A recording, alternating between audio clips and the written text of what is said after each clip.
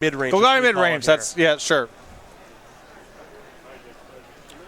Our players will be given the green light here, and we will be underway as Jonathan Orr and Tariq Patel begin things with an island and a Serum Vision. Are you sure that Orr's deck is mid-range, or is it neither fast nor slow? That's right. You know what I mean. You know exactly what I mean. Can we you fit laugh, that up but there? no one's confused. Golgari, and in quotes, neither fast nor slow, with each word hyphenated. Here is Inquisition of Kozilek. 2 surgical extractions, 2 ops, a crackling drake, and an island. Great news for Orr. The surgical extractions don't do a whole lot in this kind of matchup. We're way far away from having to worry about a crackling drake. You can be pretty aggressive here in tagging the instance and try to strand Patel with a hand that doesn't really work. Opt is the selection. Let's go back over to Tariq now, who, it's like he knew it was there. Another Serum Visions. Scry 2 once again after drawing a card. Found the red source, Steam Vents in hand now.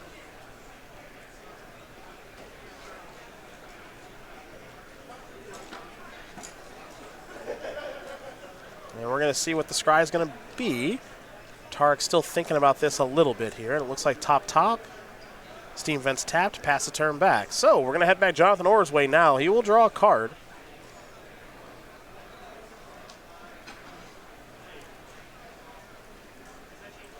That's a forest, and Dark Confidant is the threat. And Orr knew no lightning bolt in the hand previously. That Steam Vents was one of the draw steps, so Patel with not a whole lot of windows so far to have drawn an answer to Dark Confidant. Opt will resolve. Now here's Thought Scour, target himself. Thought Scour and Lightning Axe go to the graveyard, draw a card. May have been a Pyromancer's Ascension. Yes.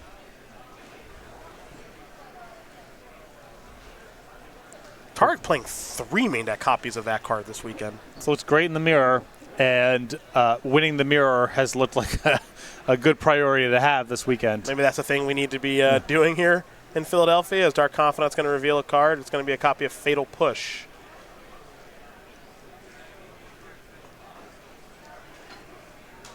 And now, Orr will draw for turn.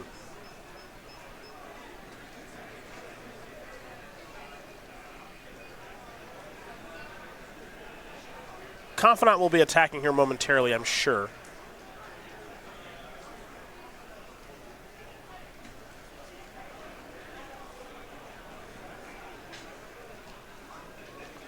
Now, it looks like in the draw step, it's going to be a surgical extraction. Taking Inquisition of Kozilek. So, the hand here for Orr is a Tarmogoyf for Dark Confidant, a Fatal Push, a Kalidas, a Field of Ruin, and it looks like maybe a Hissing Quagmire. Yeah, I mean, gotta do something with the surgical extraction. The information is helpful to have, and looks like he ended up hitting.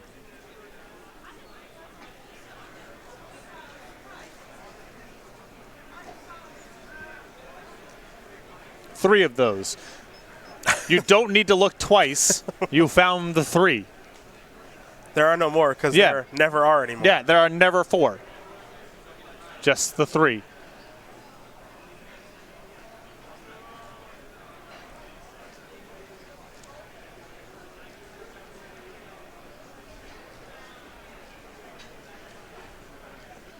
Well, surgical extraction is done extracting. Or we'll shuffle, present. I'm sure Tariq will shuffle and or cut, and then we'll be underway here in Jonathan's 3rd main phase of the game. And we'll get that attack with Dark Confidant eventually, I promise. Let's see who doesn't want to deal 2 points of damage for some obscure reason. Remember, Tariq right now does have a copy of Crackling Drake in hand, but has not found an answer to Dark Confidant just yet. Nor can really safely deploy the Crackling Drake. I mean, I suppose you always get your card or whatever, because the combination of Field of Ruin plus Fatal Push is an answer in Orr's hand.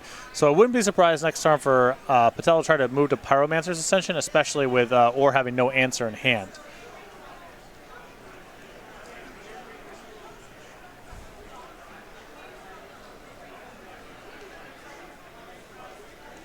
It'll be a copy of Tarmogoyf this time. We'll be heading over to Tariq Patel right now. Pyromancer Ascension in hand, picked up a copy of Steam Vents as the draw step.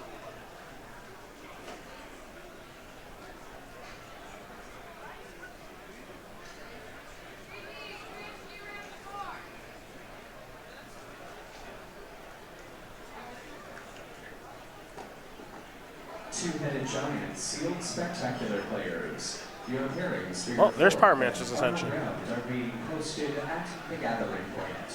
Two-headed giant players. Now there's an opt, and since there's already one in the graveyard, the Ascension will get a counter.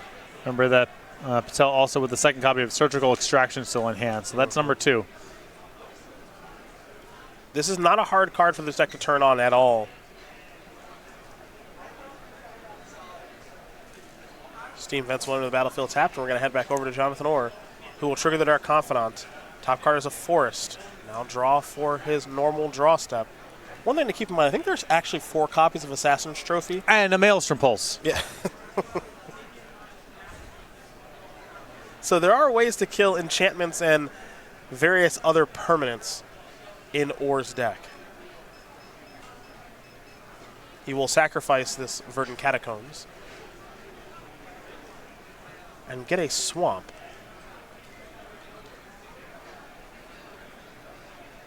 Tarmogoyf and Dark Confidant are going to come across.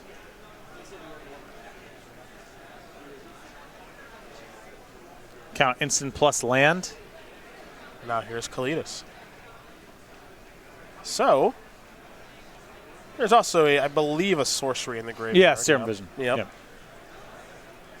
Well, Tariq, you're underneath some pressure now. So it's time to actually get some work done here, I think.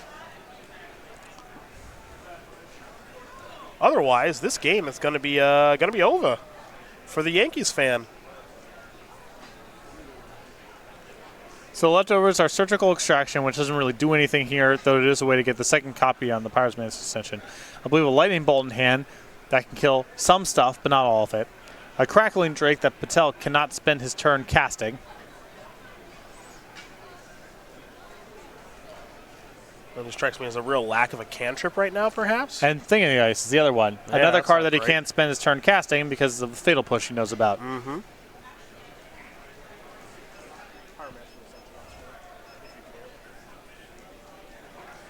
Well, here's the powerful enchantment in question in Pyromancer Ascension. Whenever you cast an instant or sorcery spell that has the same name as a card in your graveyard, you may put a quest counter on Pyromancer Ascension. Whenever you cast an instant or sorcery spell while Pyromancer Ascension has 2 or more quest counters on it, you may copy that spell. You may choose new targets for the copy. Thing in the Ice has just been cast.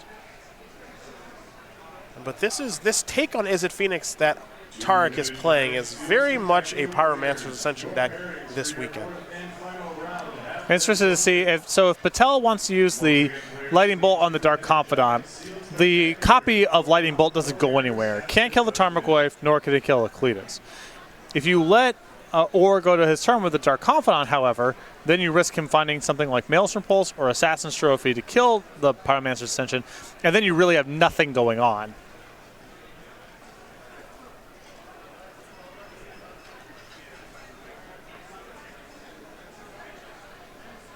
This is interesting. I think he's saying, I'm going to Surgical Extraction, that one in the graveyard, but I want you to keep the ones that are in your deck. Yeah, fail to find. It's still not public information. You're allowed to do that.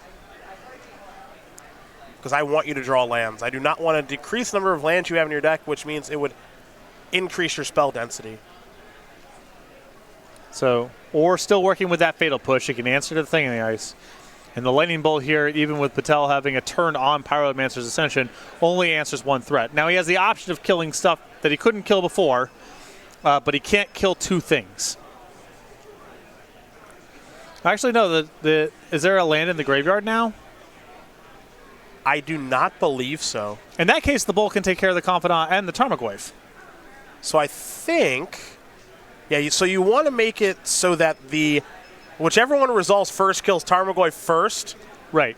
and then Dark Confidant. Yeah, you can't put the Confidant in the graveyard. That gets the Goyf up to a 3/4. So you got to order it. And Tariq is explaining that right now. There you go. Yeah, I just assumed there had to be a land somewhere in Patel's graveyard, but that is not the case.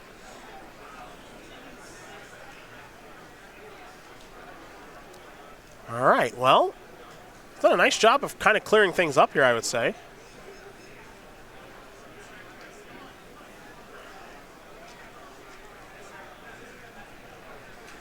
Time for the push, maybe? Going to start with a Thoughtseize, actually. Thoughtseize is not bad here either. It's the last card in Patel's hand is that Crackling Drake. Now there's the push. And then play a land. Play a Dark Confidant. There's an attack for 3 with a zombie token on the way from Kalidas. Just needs Patel to brick here, but if he draws a cantrip, he can start chaining together a lot of stuff with that active Pyromancer's Ascension. Yeah, it's bad news if Tariq draws some sort of cantrip. If it's just a land, obviously you're okay. Feet in the ice, that's a miss. That's fine. Yep. From Orr's perspective, that's fine. Yep. You want to avoid a spell there. That's the big one. Well, I think reveal. Well, that should be game over there. Well, the Hissing Quagmire is game over. You go wide. Oh, sure. The Quagmire being down there also gets the job done. Absolutely. So, Jonathan Orr is going to win game number 1 here over Tariq Patel. Golgari mid-range up a game here over Is It Phoenix. It wasn't too slow, but it wasn't too fast either. Well, the discard was good. The removal spell was good. Yep. The creatures were all good. Yep. And usually, game 1 for decks like Golgari mid-range, if your cards are all actually online and doing stuff, that's a pretty good sign. I mean, you joke around about wanting to draw the right half of the deck. If the whole deck is live, usually the deck's overall efficiency and versatility will take over. Well, let's go to the sideboards here. We'll start with Tariq, who's got 2 Flame Slash, 2 Blood Moon, 2 Ravenous Trap, 2 Beacon Bolt, 2 Abrade, 2 Spell Pierce, an Anger of the Gods, a Dispel, and a Shatterstorm. So the card that really stands out to me here is Beacon Bolt. Or is playing with a lot of sort of mid-rangey threats, many of which are outside of Lightning Bolt range. Beacon Bolt seems great for sort of controlling the game on that front. Past that, I could be talked into the Flame Slashes. They're not horrible in this kind of matchup. You could have a Braid as a mixture of creature removal and respect for potential sideboarded artifacts, but I think the Beacon Bolt's the best thing going on here. For Jonathan Orr, 3 Fulminator Mage, 2 Collective Brutality, 2 Nihil Spellbomb, 2 Surgical Extraction, Damnation Damping Sphere, Engineer Explosives, Grafdigger's Cage, Kitchen Finks, and a Nissa Vital Force. I think you'll see the 2 copies of Surgical Extraction come in here. I don't mind the Nihil Spellbombs also, especially once you've seen Pyromancer's Ascension. Whereas sideboard, I could kind of take it or leave it. I don't mind the Finks, I suppose. Your arch rival. My arch rival. Never beaten it before. You have a lot of ways to answer Thing in the Ice, and then if, Patel is trying to manage it through removal, Kitchen Finks is pretty good there. What's up? Brad Nelson just said Golgari mid-range is playing for 9-0 at SCG Philly on camera right now. I guess my testing for Mythic Championship London has concluded. But what are we talking about here? You already know all the numbers in the deck list. Yeah. You already had this deck list, Brad. Brad, you probably already played this deck 3 in a Inquisition, 3 Thoughtseize, 1 Maelstrom Pulse, a random collection of green and black dual lands, some fetches, whatever creature lands you think are appropriate. 2 Treetop Village, 2 Hissing Quagmire. You wanted to cut a Treetop Village for a spawning pool. I wouldn't ask any questions. There's no mystery here. You already had the list. Well, these players are going to be playing game number 2 here in just a moment. Jonathan Orr up a game over Tariq Patel. So Tariq will be on the play here for game number 2. In the meantime, let's talk about Coup de Pas, which is the playmat here. A newest member to the Star City Games Creature Collection, an exclusive playmat available at participating stores for the War of the Spark pre-release. That'll be taking place April 27th and the 28th. Stores I've already registered for this, so now you need to register and find a store near you at go.starcitygames.com/pre-release to get this awesome playmat at the War of the Spark pre-release. A pre-release where apparently there are going to be 36 Planeswalkers hanging out. Is it 36, I think? That's what I heard. 36 is the number, not 32. I think it's 36. That's a lot of those. 36 would make sense. It's the number of packs in a box. I guess that makes some sense, maybe. And if you're doing 1 per pack, not that obviously it's not guaranteed, but if you're going to pick a number that's around there, you might as well pick the number of packs in the box. Fair enough.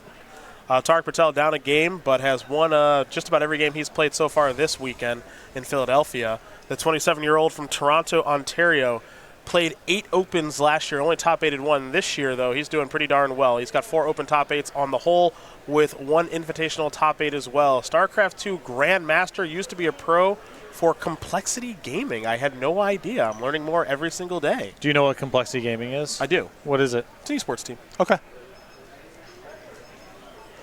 And I'll tell you what, they're making their way into Magic now, too, so you might want to hang up that wand over there at Direwolf. Dive back into Magic Arena, brother. Be an esports gamer. You can find me. This is my esports. This is how I play. For the record, no one's told me what makes something an esport. That's a word that gets thrown around. No one has told me what it means yet. This is my esports contribution. If you log on to Magic Online between the hours of 11 p.m. and 1 a.m. Mountain Time and want to play some standard or modern, occasionally legacy, and right now, it's every time I get paired, it's against the same 4 people. It's just the same. It's just the same half dozen of us hanging out these games. I know what deck I'm playing against just on the username. Anyhow, you want to hop in? I have considered streaming a Burn Orbit. I think that'll be my first stream. Okay. 1 Burn Orbit for everyone to see. Do a Burn Orbit. I'll tell. We've mentioned this. I'll tell you what this is. I load up a competitive queue of Burn in Standard, Burn in Modern, Burn in Legacy, and you play a match of Standard, then a match of Modern, then a match of Legacy, and you rotate through until you've played all 5 rounds of all 3 leagues. It's a Burn Orbit. Not a spoiler alert, I go a combined 10 and 5 each time. The formats are sort of different, like which one's the 3 and 2 and which one's the, whatever. But that'll be my foray into esports. I like that it shakes out to my Grand Prix record every time. You go 10 and 5 throughout the orbit. Right. It's the same thing. It's perfect. Except when you go 10 and 5 in Magic Online, they pay you out. You actually get a couple treasure chests for that. I get nothing at the Grand Prix. Tariq with just a couple lands to start. It's a Nile Spellbomb and a Dark Confidant for Jonathan Orr. This is a Thought Scour. Thing in the Ice. Faithless Looting to the graveyard.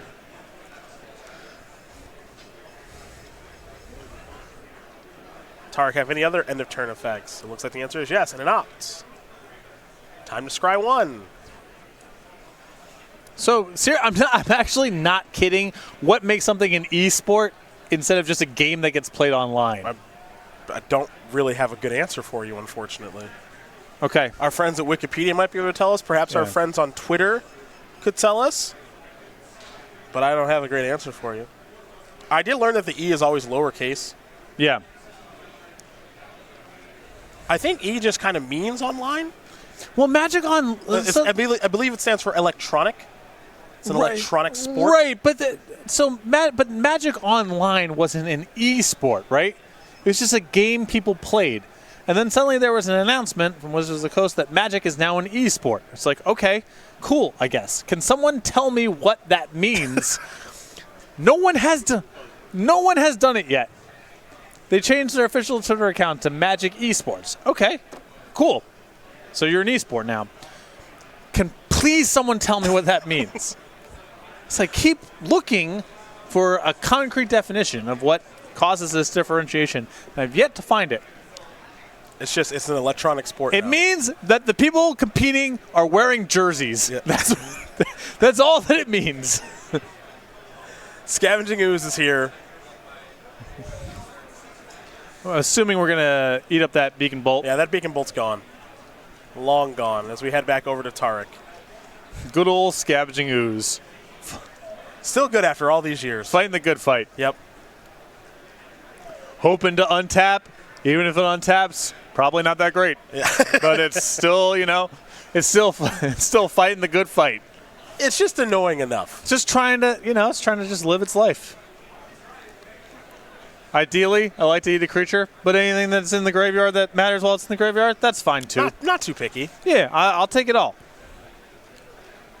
Flooded Strand will be sacrificed here.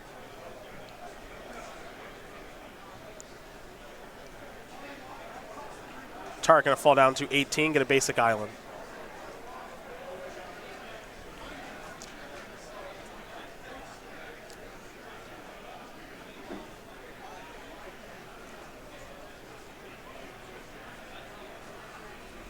Here's Crackling Drake. Now this is a way to kind of bypass everything that Jonathan is doing. Now, Jonathan does have a Fatal Push. And a Maelstrom Pulse. Yes, your favorites. Assassin's Trophy, Liliana of the Veil. Yeah, well, the Revolt's easy. You got the Spell Bomb. Yeah, Revolt's easy.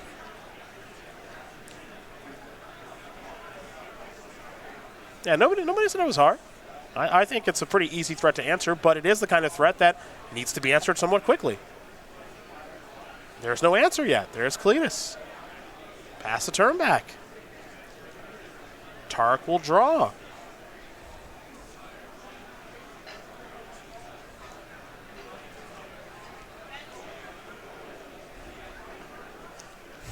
Right now, Crackling Drake is a 4-power flyer. It really worries me when you, of all people, cannot tell me what esports means. What are you implying? That you're usually, you're kind of in the weeds on this stuff. You're usually fairly knowledgeable about recent sort of like marketing, copy, and the language that gets used. You're very particular on the website of people using the right templates and the right branded words and such. Are you seriously just Googling esports right now? I'm not going to say if I am or am not doing that. Here is a Thing in the Ice into a Manamorphose. I'm doing what you would do. It's just the headline. Extremely popular esports personality Googles what's an esport. While actually we're doing an esport right now, or are we not? It's still not been made clear to me. Esports, also known as electronic sports. Thanks. Email, also known as electronic mail. Keep going. I'm sorry. Keep going. No problem.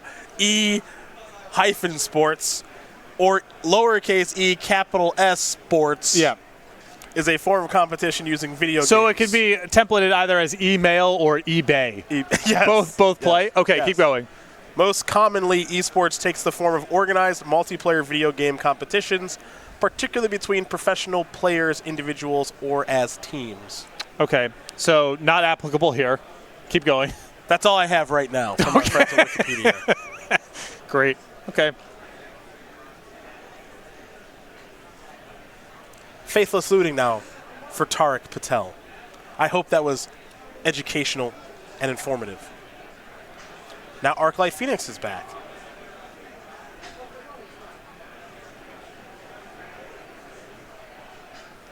Or not. Nile Spellbound will take care of that.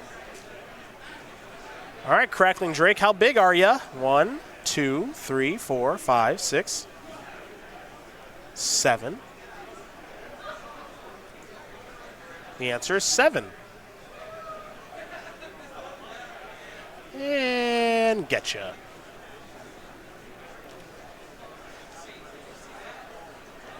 So a pretty healthy hit there from the flyer. It does not look like... Well, actually, Tariq had not played a land yet that turn. That's true. So that means he can transform Thing of the Ice still if he'd like to, which is pretty darn nice. Yep.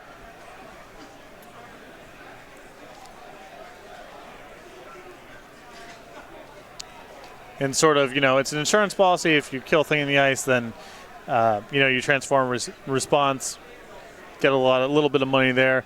And if Or tries to go after the Crackling Drake, you can also pick everything up. Yeah, I like Tariq not getting overly aggressive there. Cletus and Scavenging Ooze are going to come into the red zone. And it looks like Thing in the Ice is going to block the Scavenging Ooze. 3 damage will come through. Tariq will fall down to 15. Jonathan Orr will go up to 13.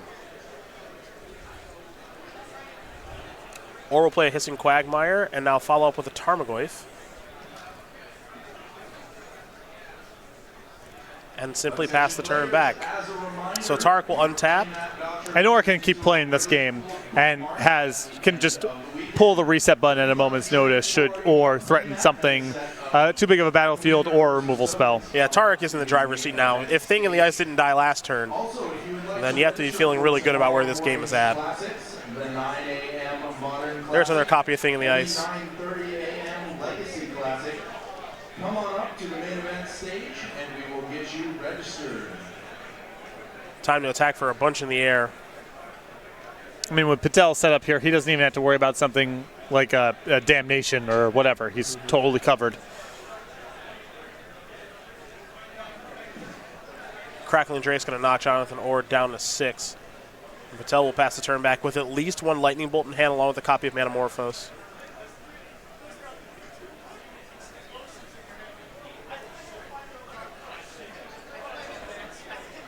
Swamp is the land for the turn.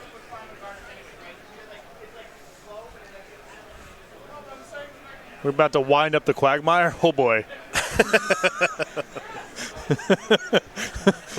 Play one away. I don't know if that's what you want to do with 4 mana right here.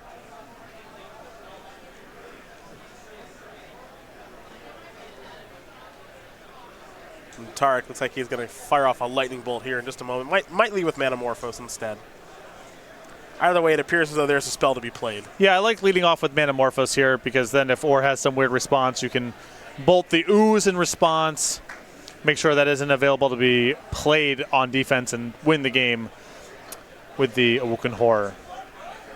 Tariq Patel is going to win game number 2 here against Jonathan Orr. Is it Phoenix Golgari midrange getting ready for a third and final one as Orr just didn't have nearly as much interaction as he had in the first game. Well, part of the problem there was it was just Crackling Drake. You know, Orr was equipped with a lot of anti-graveyard measures, was able to handle Arclight Phoenix just fine.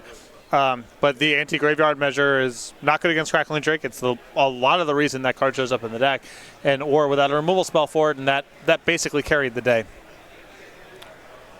Well, these players are going to get ready for a third and final. Remember, we've got another match to bring you after this between Dylan Donegan and Matthew Dilks. The winner of that one will be 9-0, just like the winner of this one will be 9-0. And those players will be at the top of the standings and likely playing against each other to kick off day number 2 of competition tomorrow morning at 10 a.m. East Coast time here from the Valley Forge Casino and Resort in Philadelphia, Pennsylvania. For now, we turn our attention to our friends with Commander Versus. That is, of course, Jeremy Knoll, Justin Parnell, Jonathan Suarez, and the American Dream, Stephen Green, who is apparently a really big Eagles fan. Yes, he is. For reasons I quite don't understand. Well, I mean, he grew up in North Carolina. I'm guessing for his childhood, the Carolina Panthers weren't a team. Didn't have them to root for. And Stephen Green seems like could easily be motivated by, what's the most spiteful team I could root for? And the Eagles are a fine answer. Right near the top of the list. Fine answer. Well, if you want to watch those gentlemen in action, of course you can do it on the Star City Games YouTube page, but if you want to watch it live every Wednesday, 5 p.m. East Coast time at twitch.tv/SCG Tours, where Suarez, Parnell, Knoll, and Stephen Green are doing their thing on Commander Versus. Looks like Calcano just finished up his match. Yo, I know we've been running some ads, but talk to me about these autographed Ultra Pro sleeves. Okay, first of all, they're Ultimate Guard. Ultimate Guard, excuse me. That's okay. That's okay. Sorry, we'll just power through that. Power through that. Ultimate Guard. Signed Ultimate Guard sleeves. Talk to me about this. Help me out here. Basically, you help me. You help me basically, out here. Basically, what I'm asking for is, how do I go about buying a case of the Paul Rietzels? Or do I, if I buy a case, is it like one Andrew Cuneo, one John Finkel? Like, how does the distribution work? Well, Patrick, they are not available for purchase yet. They're coming soon. Okay. This is a product that is coming soon. Okay. And I believe we actually have a commercial for this product. product. I pre-order a case of the Paul Rietzels? You might be able to very soon when they're available. Okay. From our friends at Ultimate Guard. Yeah, you got it.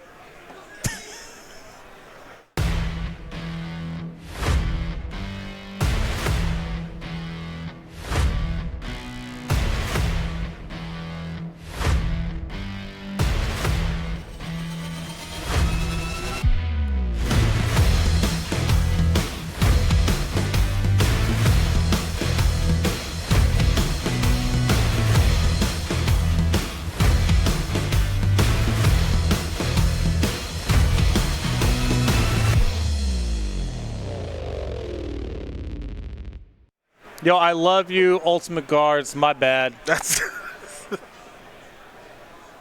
good save. Yeah. Good save. You're really tying the room together. You know what? Now that I think about it, I don't want to say these things are related. They're not.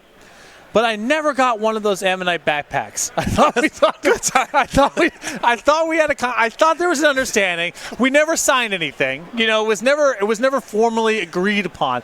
But my understanding was that we had sorted that out, and yet no backpack, and I need a new backpack. There's never been some sort of verbally binding agreement that. No, and I never said there was. I'm not insinuating that at all. What I'm saying is I thought there was an understanding, and if there's some confusion, I would like that clarified because I believe that we had that sorted out. And really, no better time than the present. Right. in between game 2 and 3. Yeah.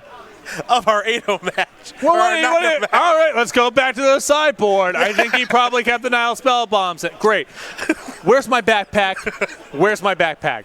Or's taking them all again. Where's my backpack? I think it's in the mail. Because I try to keep up on things on social media. I don't travel to a lot of tournaments anymore. You still go to Grand Prix here and there. And I tell you, man, when I see these photos of you saying congratulations to X, Y, and Z person for winning the backpack, for doing what they do, I think to myself, that's my backpack.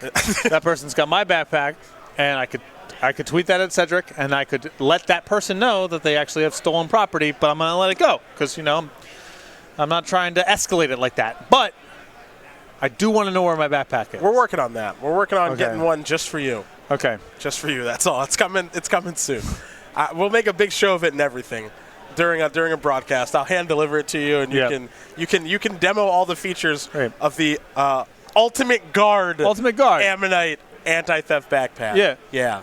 That's what we could do. Yeah, no, the slip up isn't that bad. It's like Ultra Pro? No, they don't make anything that cool. It's Ultimate Guard. Those are the cool sleeves. And the nice thing is we've got a commercial for this because Tariq has decided to pile shuffle the deck again for reasons I don't quite understand. So how about a commercial for everybody?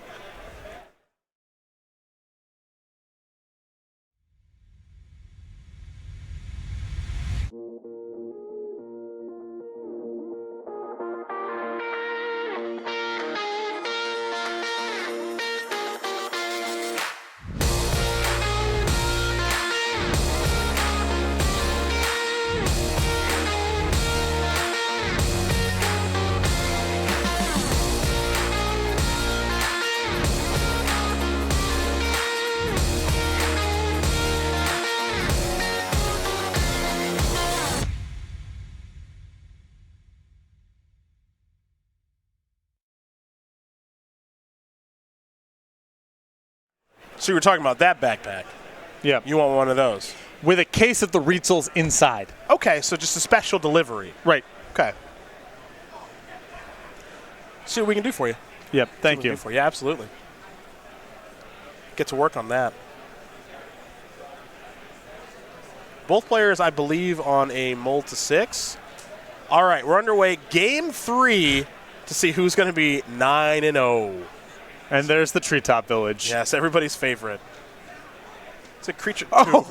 Two of them. Back to back. One of them promotional. One of them old school. Hope you got some bolts. They are going to be taxed this game. Is it creature type monkey? No, it's not. Is it creature type village? That doesn't sound right. Let me think on that for a minute. Because they do have creature types. Like Fairy Conclave makes a fairy. I'll go with cat. Cat? I think I'll go with cat. Ape. Okay. All right, monkey was pretty close. Yeah, you were closer than me. Because I thought for some reason I recall the art on the Legacy one sort of looking a little bit like there were Miri Cat Warrior kind of style creatures in the art, but no, never thought that. Scavenging Ooze, no black mana here for Jonathan Orr. It's just a lighting fast start. Bolt will take care of the Ooze, taxing the bolts. Yes. Looks like Flame Slash may have been the draw. Doesn't look like either player is off to a great start this game. This is some foam sword action. Oh. For the cantrip deck to do no cantripping is a little strange. Another Ooze. Let's go back over to Tariq, who's picked up a Flooded Strand.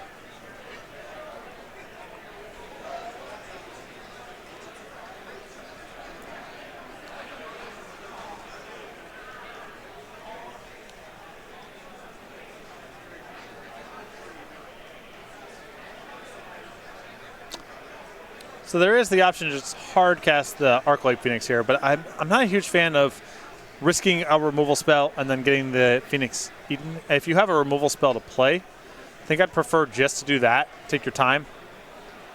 I don't think there's much of a rush here. You can open on firing off the Manamorphose here. I don't mind that. That gives you some abilities to spike a big draw if you've hit Faithless Looting right here. And if nothing like that happens, now you have a second spell in your graveyard, so the Beacon Bolt just takes care of the Scavenging Ooze. Well, guess who drew a Faithless Looting? Sweet. Yeah. That's great then.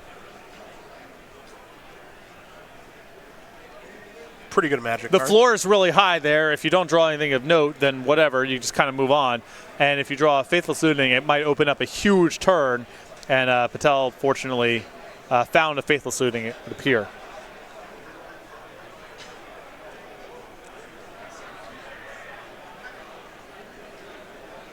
Arclight Phoenix and Flooded Strand headed to the graveyard.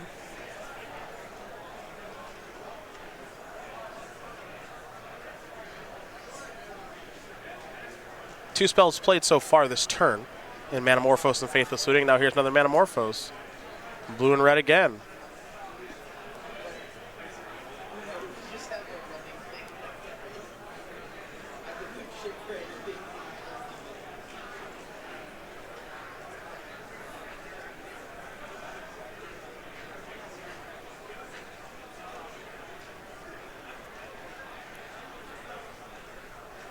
We'll see what comes next here for Tariq, assuming there is something coming next. It's already been a pretty good turn.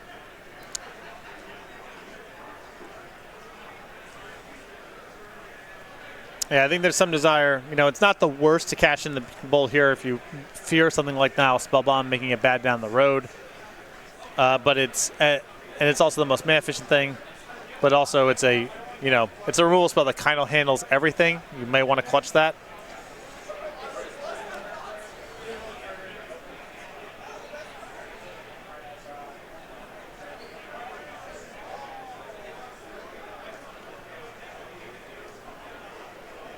All right, Arclight Phoenix is back.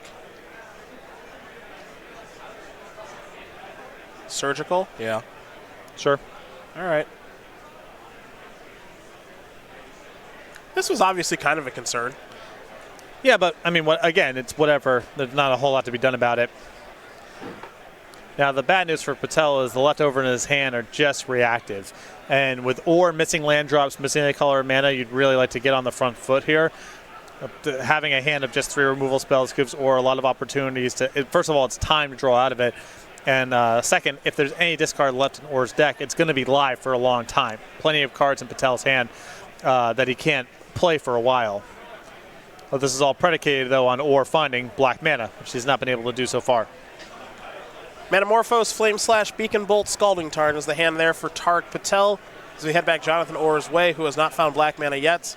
He just plays a Grafdigger's Cage. It's actually not bad for Ore in the spot because Faithless Looting could smooth out Patel's hand and find him a threat.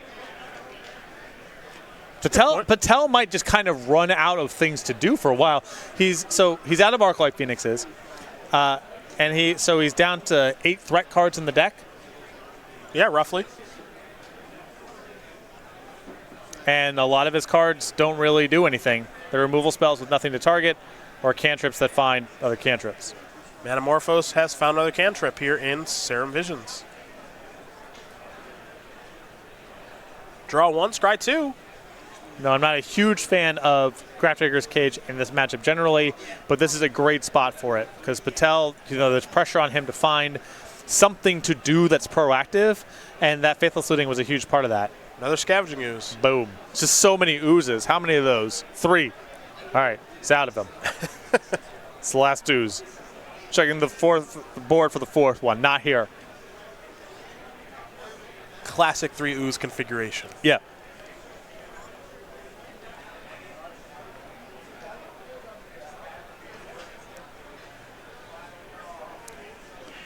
So the 4th one's not very good, as opposed to the first 3. Lightning Bolt will take care of the ooze. There it is. Sort of. Well, it's a black source of mana.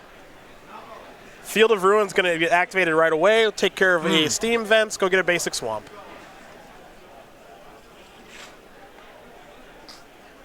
And now there's a discard spell, an Inquisition of Kozilek. Flame Slash Beacon Bolt. And I mean, if you take the Beacon Bolt here, then I guess with the Grafdigger's Cage, I would have preferred. I would prefer to take the Bolt there. I think so.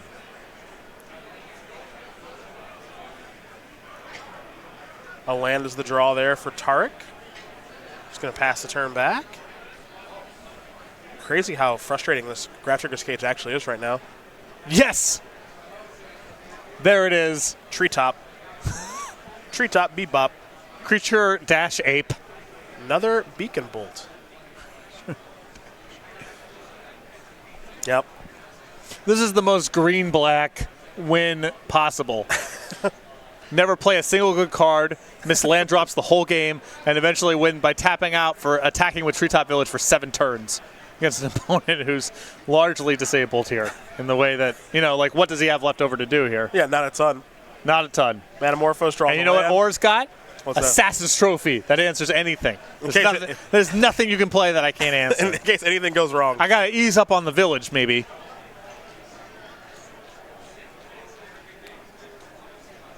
Just, again, don't. Tarmogoyf. Pretty sure that's dead. Yeah. Yeah, 5, 6, 7, 8, 10 for Beacon Bolt. Yeah. Yeah, it's dead. Would have preferred to get that one out of there, I believe, when he had the opportunity. Start with an opt.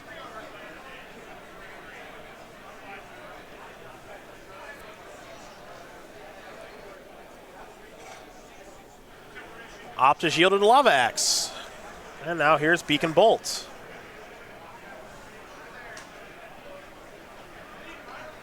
We're going back over to Jonathan Orr now. Another Goyf.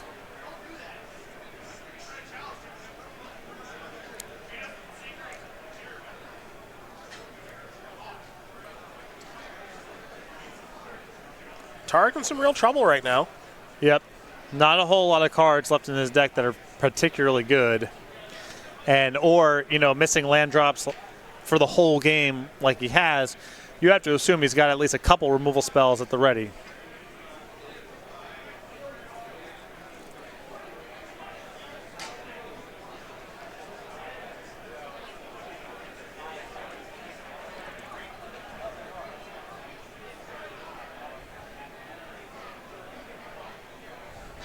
All right, Goyf down via Lightning Axe. There's Pyromancer Ascension.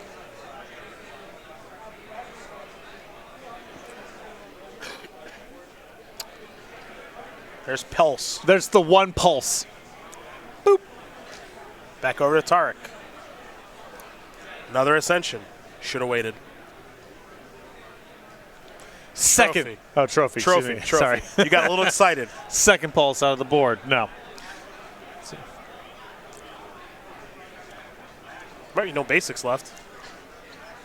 Yeah, I mean, he's been hit with Field of Ruin. The game's gone on for a million turns.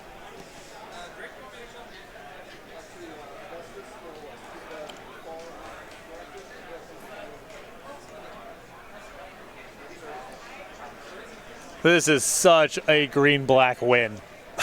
You couldn't dial it up any better than this. Well, here's Liliana. Minusing to get back Tarmogoyfs. Grind you down. And soon the oozes. There's Beacon Bolt. Sure. Get that back later.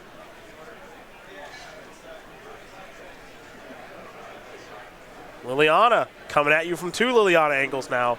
Plus to discard.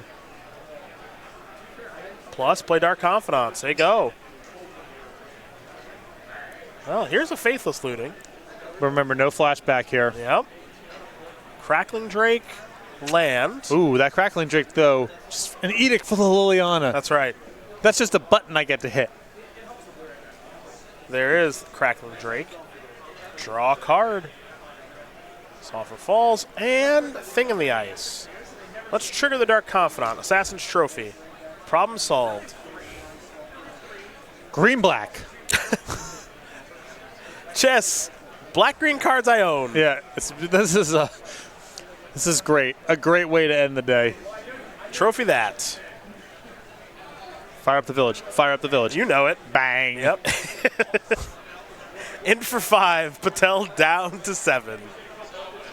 I don't think there's any way Patel can win the game. His start was turn 1 treetop village, turn 2 treetop village, turn 3 ooze, no land. Yeah, that's true. That was his start. That's true.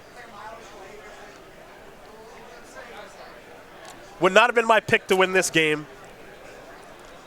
That's for sure. But Jonathan Orr is no stranger to victory here on the SCG Tour with already an open title on the resume. And it looks like a 9-0 coming as well here in Philadelphia. As Liliana's going to go up. He'll be responsible lightning bolt. Turn on the other village. There's Field of Ruin. Is there enough green mana for the villages? I don't think so. A little short. Gonna knock Tariq down to 2. Another Dark Confidant pass the turn back. Tariq will draw. And that's a Serum Visions. Scry 2. One on top, one on the bottom. Some sort of cantrip here. Another Serum Visions. Doing his best Kevin Jones impersonation now. Cantripping away, but not getting anywhere meaningful. Jonathan Orr going to win this game and match here over Tariq Patel, 2 games to 1. Golgari mid-range takes care of Is It Phoenix, and for Jonathan Orr,